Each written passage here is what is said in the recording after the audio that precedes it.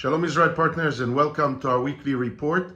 This week I want to speak about the fact that here we are in Israel on Saturday, and for a long time this is the first Saturday when we're not getting any hostages back.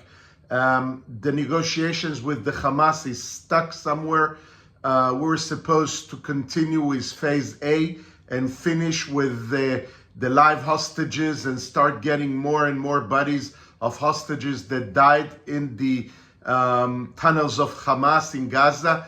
But unfortunately, the Hamas wants to twist our arms to force us and the Americans that are on our side into a very, very bad deal where Israel is supposed to withdraw our forces from Gaza and from this area and literally declare the end of the war so Hamas can stay in their place. They can keep on running and managing Gaza. They can build up their forces and maybe one day again come against Israel to attack it.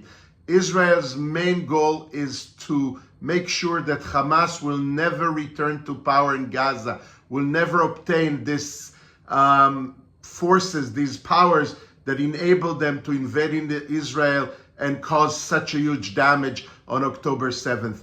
And therefore, we are here between the rock and the hard place, praying hard for the teams of negotiations that are in Egypt now. They just came back for the weekend for Shabbat into Israel. They have to go again into Egypt, to Cairo, to meet with some leaders of Hamas over there and try to get into some kind of a solution that the rest of our hostages will come back home, and in return, Israel will take care of the people of Gaza, will send more humanitarian aid, will release more of their terrorists from the prisons.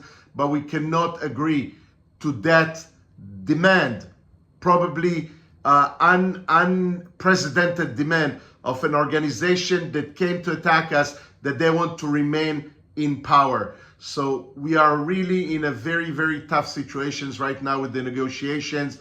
We are also very much afraid with the American backup. We need to get America to stand behind us, but we've seen what happened with President Trump and President Zelensky from Ukraine, and now the Europeans are standing together with Ukraine against the Americans' demand for Ukraine to compromise and go into negotiating tables with a clear heart. So America might be not very interested in what's happening in Israel right now, and we definitely need the full attention of America right now so we can get a good deal with the Hamas.